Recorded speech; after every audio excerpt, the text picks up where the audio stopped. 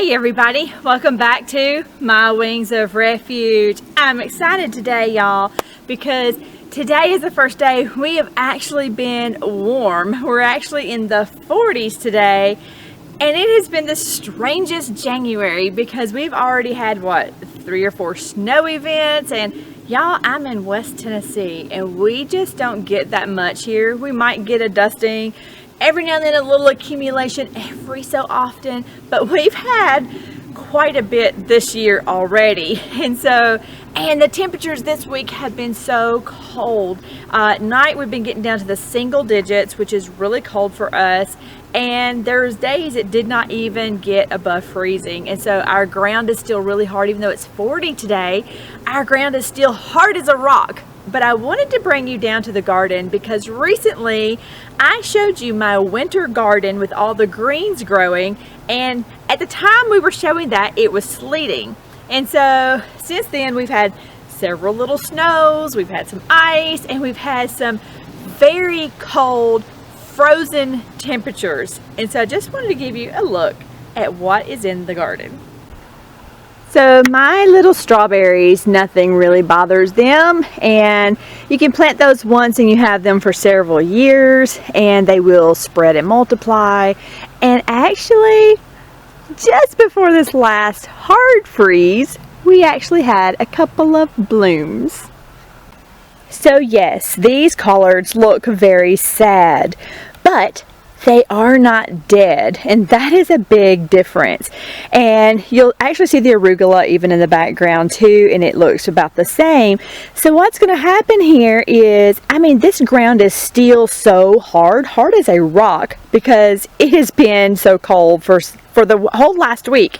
And so as soon as we have a few days of warm temperature, these are going to perk up and they're going to start growing again. So that is a reason you want to get these established before your cold weather ever hits.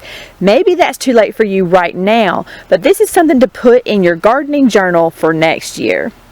So here you'll see something else we're doing a little differently this year, or actually in addition to. And so every year, one of the things that we want to do is add something. We want to do something more, a little bit bigger, expand somehow. And so one of the things we wanted to do this year, because we have the smaller gardens up by the house, we have the big food forest down here that's 100 feet by 50 feet where we just were, where all the greens are, and there's still some water issues there that we're working on, but then we've added this area. Now you'll see it's fenced off because this is our sheep's pasture where they come down. Also a little clover comes down here and plays. So here in these beds we are going to have each one of these dedicated to some kind of root crop. One of these, the second one over, you will see already probably that it has our garlics. And I have a garlic bed up closer to the house, but that is going to be our garlic. Because this is a looser type of soil, it'll be a lot easier to pull these when they're ready. Same thing for our potatoes. When we plant those potatoes, it'll be a lot easier to dig around and get those potatoes out instead of here I have rock hard clay soil. And so if you're dealing with that, or tree roots, anything like that, then this will be a great help to you. The one thing I'm concerned with is, in everything that we have done, we've done back to Eden style, and this will be back to Eden style as well. But with all of our other gardens, we have never ever had to water. Never had to water. And so I'm hoping I can say the same thing for these, but these are pretty far off the ground, and they are still going to be topped with our mulch, and so I still have high hopes for them. Can you see the garlic here growing? And when it gets super cold, they just kind of sit there, but once it warms up again, they will take off. So I had someone recently ask me, what do you do with your coconut coir and the leftover seeds after you've harvested your microgreens? Well, the answer is, right now, I'm dumping them here. I want to see what happens with them, and before we have this super cold spell, they actually took off and continued to grow. It was probably some of the ones, because if you don't get a good single layer on your microgreens, and if you pack them in too tight, they will be starved for the nutrients, they'll be starved for dirt, they'll be starved for root growth, and some of them won't do as well until after you've harvested some of them. Then some of those other ones that maybe did not produce before shoot up and start to do something now.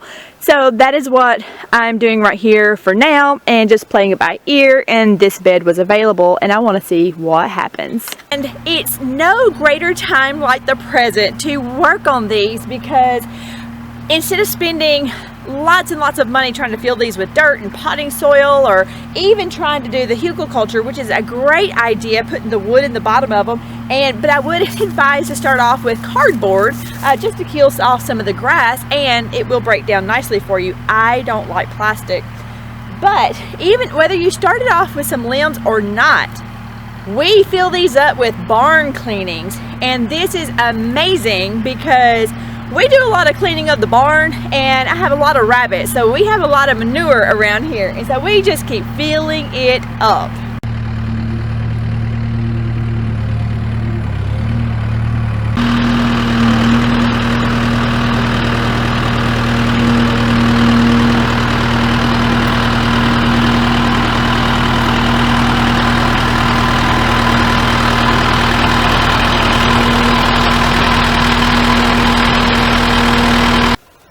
Okay, so I got the next bed in place, and I have measured to make sure it's as straight as possible.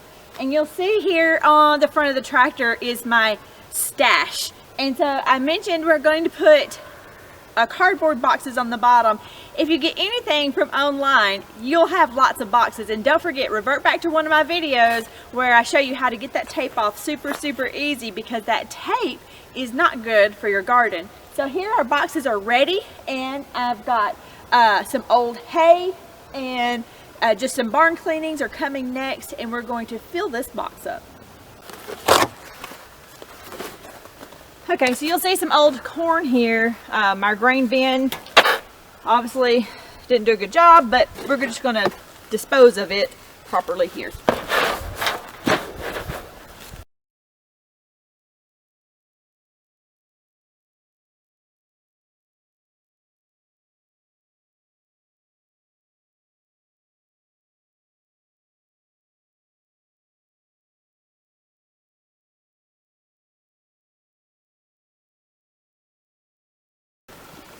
So of course, they don't want the old hay until you bring it down and move it to a new place, and then they act like it's all for them. But that's okay. So you see how we've mounded this old hay right here on the top? Don't worry, we mound it high because it is going to pack down with the next rains, as the weather or whatever to time. It is going to pack down. It is going to pack down, so never fear. We will be adding much more barn cleanings and manure on top in the very near future.